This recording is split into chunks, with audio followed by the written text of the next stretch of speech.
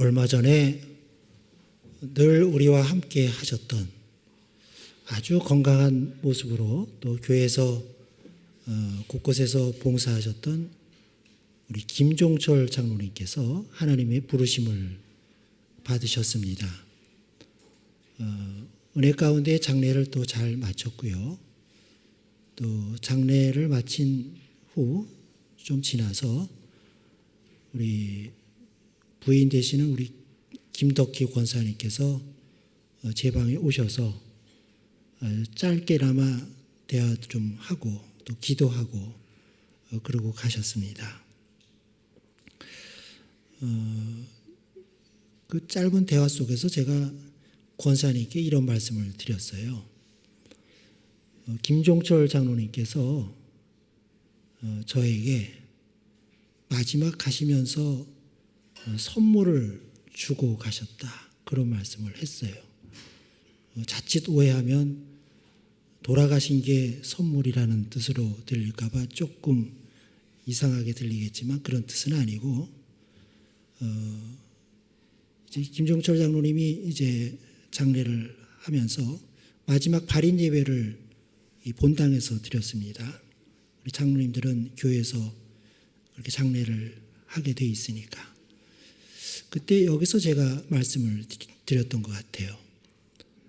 사람의 어떤 신앙생활은 평소에 했던 신앙생활 그대로 하나님의 부르심에 받을 때에도 그 모습을 그대로 갖고 가시는 것 같다, 그런 취지로 말씀드렸습니다.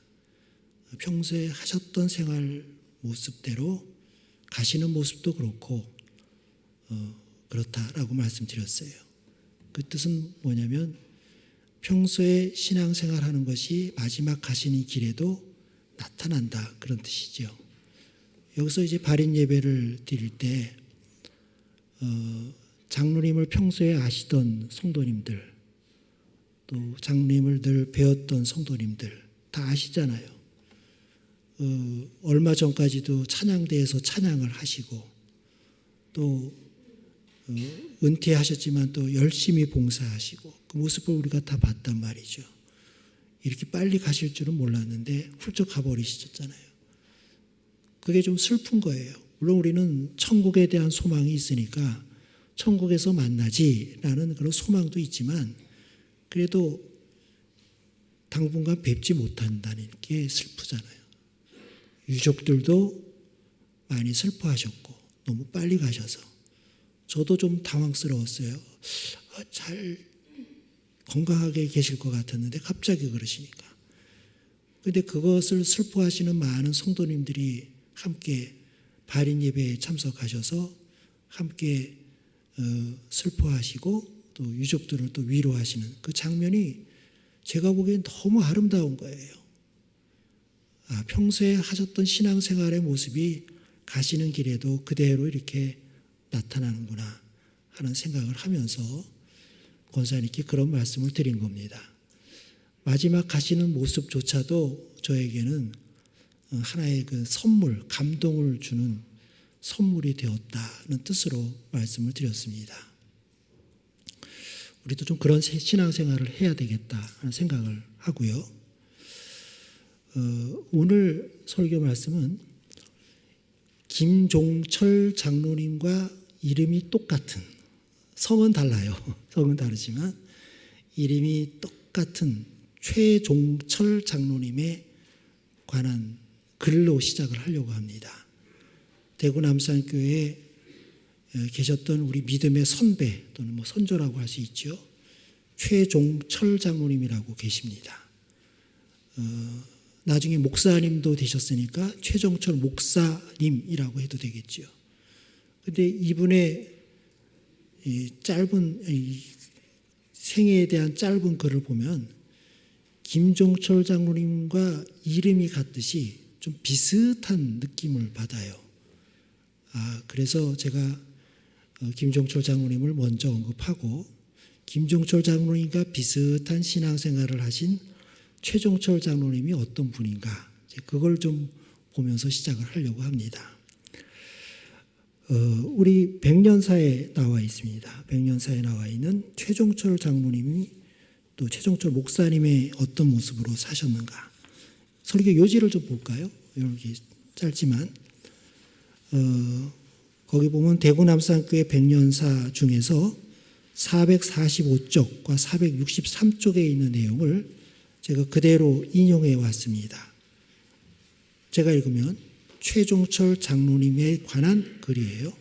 제가 읽으면 남산교회에서의 성경 야학을 통하여 교육자 100여 명을 배출하였고 성경 야학을 하시면서 많은 사람들을 가르치셨다는 거죠.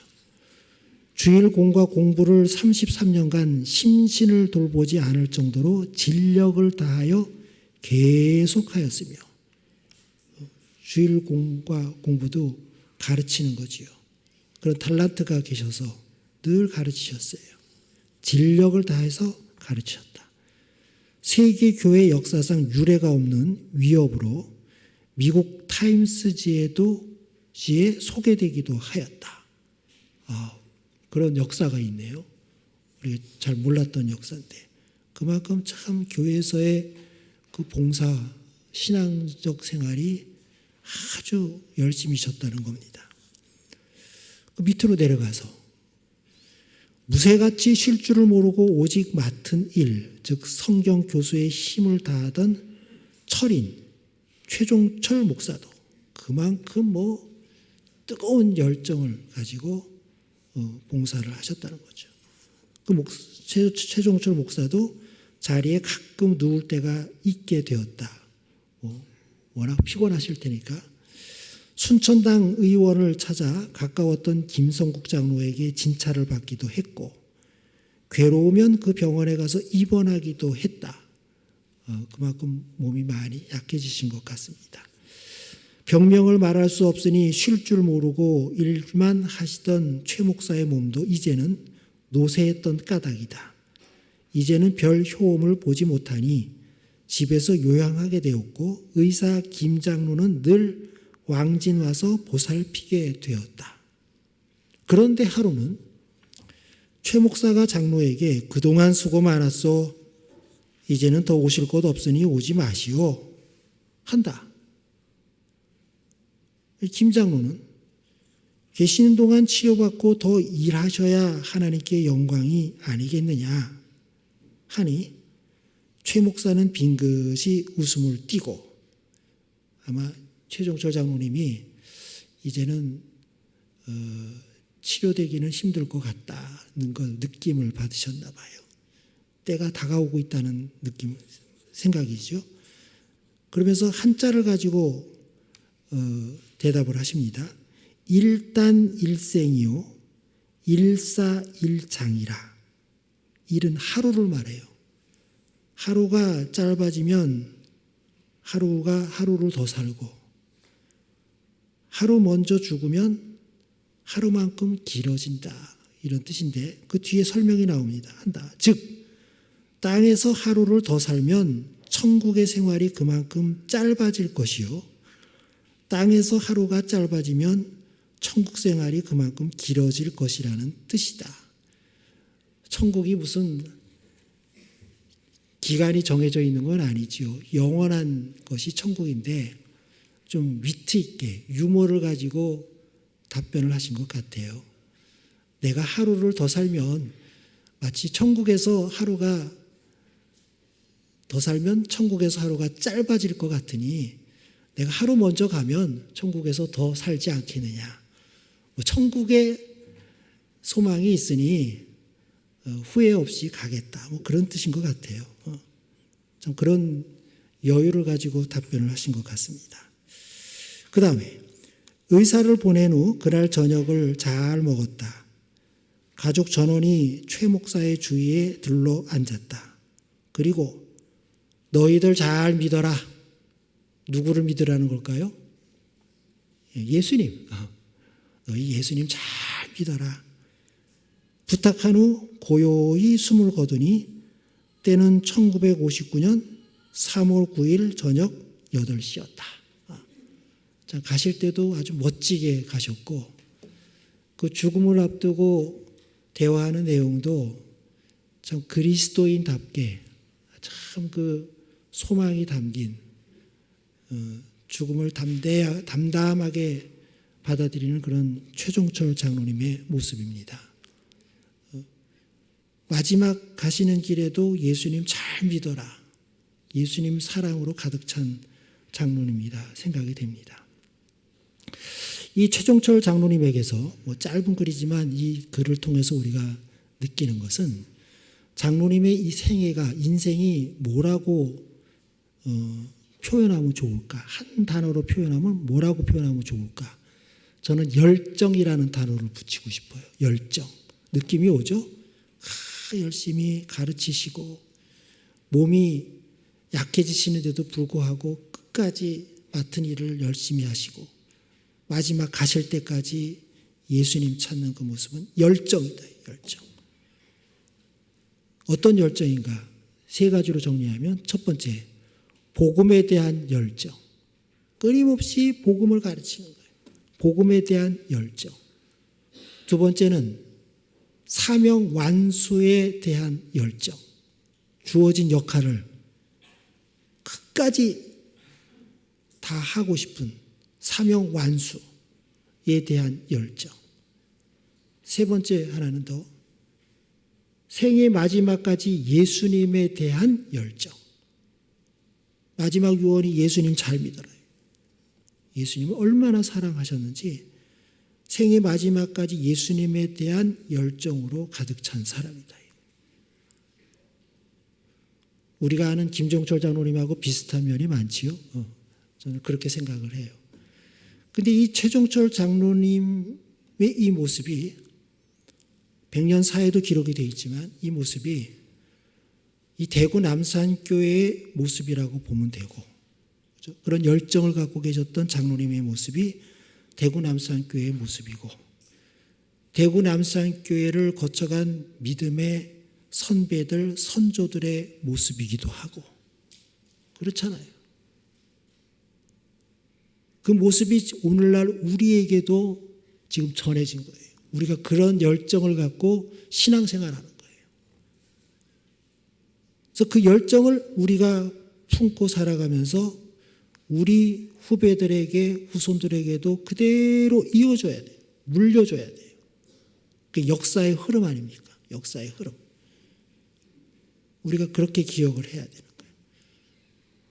믿음의 선조, 최종철 장로님, 또 그 중에 또 김종철 장로님, 또 그 뒤에 있는 우리들, 이렇게 이어가는 열정이다. 열정. 그리고 열정이 있어야 된다. 또 한 가지는 최종철 장로님의 그 열정적인 모습을 통해 우리가 또 머리에 떠오르는 건 뭐냐면 성경에 나오는 인물이 또 있어요. 누구겠습니까? 바울이에요. 바울. 사도 바울. 얼마나 열정적으로 살았는가. 같은 모습이다. 그래서 오늘 최종철 장로님의 이 열정을 우리가 생각하면서 사도 바울의 그 열정을 우리가 성경 말씀을 통해서 다시 한번 그 열정적인 모습을 보면서 우리도 그런 열정을 가지고 살아가면 좋겠다. 오늘 말씀이 그런 주제입니다. 인생을 흔히 우리 마라톤으로 비유를 합니다. 마라톤. 많은 비유를 그렇게 해요. 달리기 시작해서 짧은 거리를 빨리 달리고 끝내는 게 아니라 긴 거리를 꾸준하게 달려야 돼요. 그런데 마라톤 경기를 하면 그 코스라는 게 있지요. 어느 길을 따라서 어디까지 가고 또 어디를 들려서 반환점을 돌아서 결승선까지 와요. 인생도 그런 거예요. 우리가 가다 보면 반드시 들려야 될 경유지가 있어요. 지나가야 되는 지점. 다른 길로 가지면 안 되죠. 정해진 가야 되는 경유지를 통해서 또 제일 끝에 있는 반환점까지 가야 돼요. 그리고 다시 돌아오잖아요. 결승선까지 다시 돌아와요. 우리가 달리는 코스가 경유지가 있고 반환점이 있고 결승선까지 오는데 우리가 어떻게 그거를 달려갈 것인가. 이제 사도 바울을 보면서 최종철을 장로님을 생각하면서 이제 따라가려고 합니다.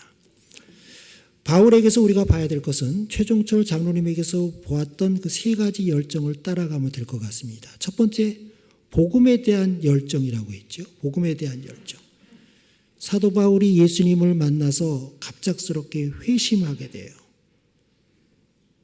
그리고 회심 사건이 있은 그 뒤에 제일 먼저 했던 게 뭐냐면 사도 바울은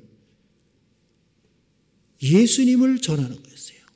성경을 읽다 보면 야, 어떻게 이렇게 빨리 변하는가. 복음을 전하는 게 제일 먼저 했던 일이에요. 온갖 고난을 겪으면서도 복음에 대한 열정이 식지를 않았어요. 그래서 1차, 2차, 3차 선교여행, 전도여행을 하면서 복음을 전하고 그러면서 머리에 갖고 있었던 목표가 하나 있었습니다. 그게 뭐냐면 그 당시에 제국의 수도였던 로마까지 가서 복음을 전하겠다. 내가 복음을 전하면서 살다가 로마까지 가겠다. 바울에게 있어서는 로마가 그 인생의 하나의 경유지예요. 반드시 가야 될 것이, 거쳐가야 될 것이. 그 코스 따라가면. 사도 바울은 로마 시민권이 있었죠. 그 할아버지 때부터 로마 시민권이 있었던 것으로 추정을 합니다. 보기에는 하나님께서 이미 바울의 그 가족에게 로마 시민권을 얻을 수 있도록 이미 예비하셨던 것 같아요. 그 바울을 들어 쓰시는 거예요. 시민권이 있었기 때문에 유리한 점이 많잖아요.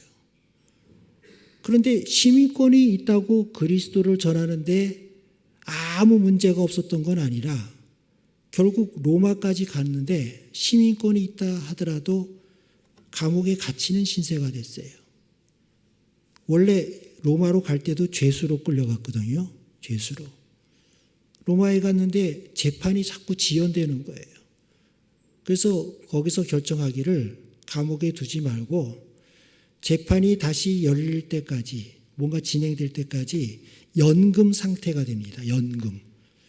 감옥에 갇히는 않고 일정한 주택이나 일정한 지역에 거기서 살아야 돼요. 그 밖으로 나가면 안 돼요. 근데 연금 상태가 되는데 그것이 국가에서 주는 게 아니라 자기가 월세를 내야 돼요. 전세인지 월세인지 모르겠지만 자기가 돈을 비용하고 거기서 살기 위해서 먹고 살기 위해서는 돈을 벌어야 돼요. 그런 연금 생활을 하게 됩니다. 쉬운 게 아니죠. 돈도 벌어야 되고 바빠요. 그런데 연금 상태가였는데 바울에게 기회였던 것은 자기는 밖에 나가지 못하지만 밖에서 사람들이 올 수는 있었어요. 많은 사람들이 올 수 있었어요. 그 사람들을 대상으로 어떻게 살았는가.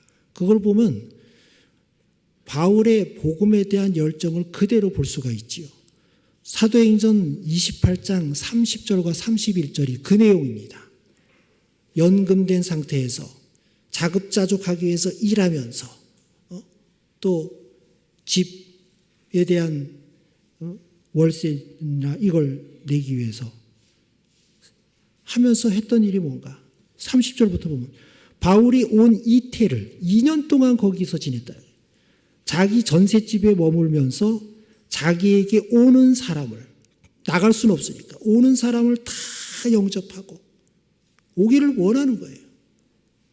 31절 하나님의 나라를 전파하며 주 예수 그리스도에 관한 모든 것을 담대하게 거침없이 가르치더라. 자기가 원하는 곳에 왔잖아요. 계속 평생도록 복음을 전하면서 살다가 자기가 목표로 했던 삶의 목적지인 인생의 경유지인 로마까지 와서도 변함없이 복음을 전하는 거예요. 예수님을 모르는 사람이 왔을 때는 자세히 예수님을 소개하면서 예수님을 믿도록 복음을 전하고 예수님을 믿기 시작한 사람에게는 그 믿음이 흔들리지 않도록 말씀을 통해서 그들의 믿음을 세워가고 끊임없이 그 일을 한 거예요. 복음에 대한 열정이 식지를 않았어요. 그거예요. 바울은 복음에 대한 열정으로 그 삶의 목적지인, 삶의 경유지인 로마까지 갔다 이거예요. 그리고 그것을 하더라. 로마에서의 그 복음에 대한 열정이 어떤지를 보여주는 대목이죠. 두 번째, 사명 완수에 대한 열정이 있었어요. 바울은 원래 사울이라는 사람이었습니다. 나중에 바울로 되죠. 사울이었을 때 사울은 어떤 사람이냐? 유대인이죠. 예수님 믿는 사람들을 잡아다 가두고 핍박하고 심지어는 죽이는데 앞장섰던 사람이 사울이에요. 유대인들은 사울을 보면 박수를 쳤어요. 율법에 해박한 사람이 율법을 붙잡고 그리스도인들을 잡아서 가두고 핍박하고 죽이는데 앞장서는 사울을 보면서 박수치면서 적극적으로 지지를 했어요. 예루살렘의 유대인들이 그랬단 말이에요. 그런데 어느 날 사울이 예수님을 만나고 돌아왔는데 그때부터 하는 일은 뭡니까? 그 예수님을 전하는 사람이 돼버렸다 이거예요. 아니 자기들이 그렇게 지지하고 열렬히 후원하고 박수를 쳤던 사울인데 갑자기 배신해버린 거예요. 우리 개인적으로 그런 사람이 있잖아요. 자기가 정말 아끼고 사랑했던 사람이 나를 속이고 떠나간 사람이 있어. 얼마나 밉습니까? 아끼고 사랑했던 것만큼 미우고 막 죽이고 싶은 거잖아요. 예루살렘의 유대인들이 그랬어요. 사울 너 오기만 해봐. 내가 죽여버릴 거야. 이거예요. 그런데 어느 날 사울이 선교 여행을 하는데 성령의 지시를 받아요. 가는 성마다 끊임없이 성령의 지시를 하는데 뭐냐면 예루살렘으로 가래요. 예루살렘으로. 사실은 바울도 예루살렘에 가고 싶은 마음이 있었어요. 왜? 자기가 이방 사람들에게 복음을 전하는데 자기 동족 유대인들은 특히 예루살렘에 있는 유대인들은 예수님을 믿지 않고 있거든요. 너무 안타까웠던 거예요. 내 동족, 내 민족 그들이 예수님을 믿어야 되는데 그런 마음은 있었는데 갈 수가 없지요. 가면은 잡혀서 죽을 판이니. 근데 성령의 지시를 받는데 끊임없이 받는데 그 성령의 지시에 따라 바울은 아무 거부하지 않고 순종하면서 가요. 왜? 사명을 완수해야 되니까. 예루살렘에 있는 유대인에게 복음을 전해야 된다 이거예요. 사도행전 20장 22절부터 24절까지 그 내용입니다. 제가 읽으면 22절부터 보라 이제 나는 성령에 매여 성령께서 나를 지금 지시하고 있다. 예루살렘으로 가는데 거기서 무슨 일을 당할는지 알지 못하노라. 분위기를 아시겠죠? 가면은 이를 갈고 있는 사람들이 있다 이거예요. 23절 오직 성령이 각 성에 내가 지금 각 성에 갈 때마다 내게 증언하여 결박과 환난이 나를 기다린다 하시나. 너 예루살렘에 가야 돼. 그러나 거기에 가면 반드시 너는 결박당하고 환난을 당할 거예요. 그러나 가라. 그러나 가라. 사명을 받았어요. 사명. 사도 바울은 예루살렘으로 가죠. 그때 심정이 뭐냐면 24절이에요. 아주 유명한 성경 구절인데 이 상황 속에서 나온 성경 구절이에요. 24절.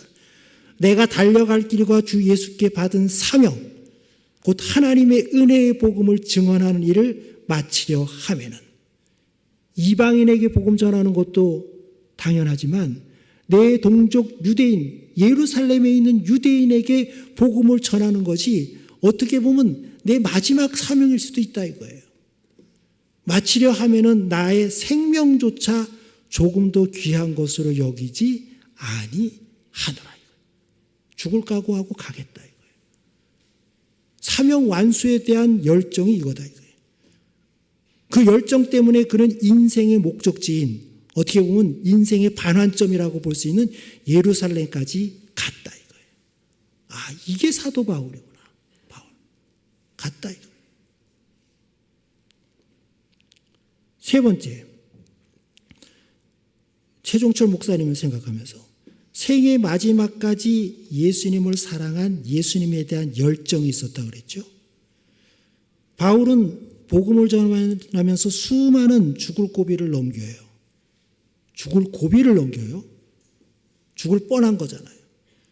얼마나 두려웠겠습니까? 그런데 성경을 읽다 보면요, 바울은 죽음보다 더 두려운 게 있었어요. 여러분, 죽음보다 더 두려운 게 있습니까? 바울은 있었어요. 죽음보다 더 두려워요. 그게 뭐냐면 하나님 앞에 부끄러운 모습으로 살까 봐 두려워했어요. 하나님 앞에 내가 부끄러운 모습으로 내가 서게 되면 어떡하지? 그거였죠. 똑같은 거지만 자신의 실수와 잘못으로 인해서 예수 그리스도의 이름이 욕을 먹고 멸시당할까 봐 두려워했어요. 대단한 신앙입니다.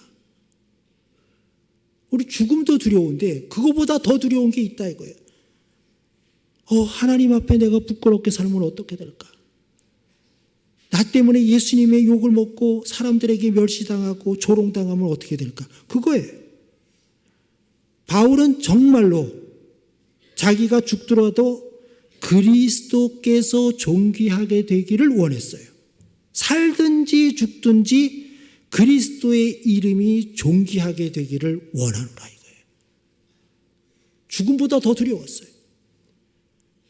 말 그대로 생의 마지막까지 예수님에 대한 사랑, 열정으로 가득했던 사람이 바울이다 이거예요. 오늘 이건 본문 말씀이 그 내용이에요. 빌립보서 1장 20절과 21절. 죽음보다 더 두려운 것 때문에 어떻게 살지에 대한 바울의 각오예요. 옥중에서 쓴 빌립보서지요. 빌립보서 1장 20절부터 보면 나의 간절한 기대와 소망을 따라, 정말 내가 간절히 기대하고 소망하는 것 뭐냐면 아무 일에든지 부끄러워하지 아니하고, 내가 하나님 앞에 내 스스로도 부끄럽지 않고 하나님 앞에 부끄럽지 않고 예수님의 이름이 멸시받지 않도록 아니하고, 지금도 전과 같이 온전히 담대하여 살든지 죽든지 내 몸에서 그리스도가 존귀하게 되게 하려 하나니. 왜? 죽음보다 더 두려우니까. 이것만큼은 내가 반드시 예수님의 이름을 영광되게 하는 삶을 살 거예요. 21절. 이는 내게 사는 것이 그리스도니 죽는 것도 유익함이라. 지금 죽고 싶다는 뜻이 아닙니다. 바울도 죽는 게 두려웠겠죠. 그러나 내가 죽는 것보다 내가 죽든지 살든지 그리스도가 영화롭게 되고 그리스도 이름이 존귀하게 되면 됐다 이거예요. 생의 마지막까지 바울은 예수님에 대한 사랑과 열정으로 살았다 이거예요. 바울의 그런 모습을 이렇게 보면 아까 최종철 목사님이 장로님에 대한 삶이 이렇게 그대로 이어지지요. 그거예요. 그것이 대구 남산교회의 모습이고 우리 남산교회 믿음의 선조들, 선배들, 최근에 우리 곁을 떠나신 김종철 목사님, 장로님도 그런 모습이다. 우리가 그것을 열정을 그대로 이어받아서 우리가 그렇게 살아야 돼요. 똑같은 열정을 가지고 복음과 사명 완수와 예수님에 대한 열정을 가지고 살아가야 돼요. 그게 우리들이 할 일이죠. 이 말씀을 통해서 열정을 품은 성도가 되기를 주님의 이름으로 축원합니다.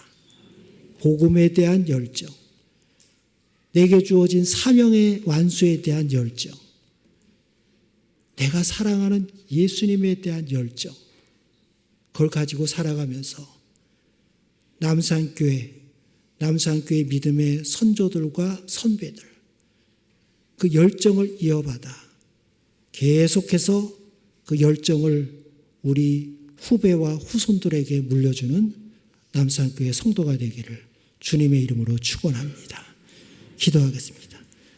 오늘 말씀을 통해서 대구 남산교회 교인인 것을 자랑스러워하며 최종철 장로님과 같은 믿음의 선배와 선조들이 있다는 것을 우리는 더 자랑스러워하여 우리도 그 열정을 이어받아 우리의 열정으로 복음과 사명을 완수하고 예수님을 사랑하며 살아가는 남산교회 성도가 되게 하여 주시옵소서. 예수님의 이름으로 기도드립니다. 아멘.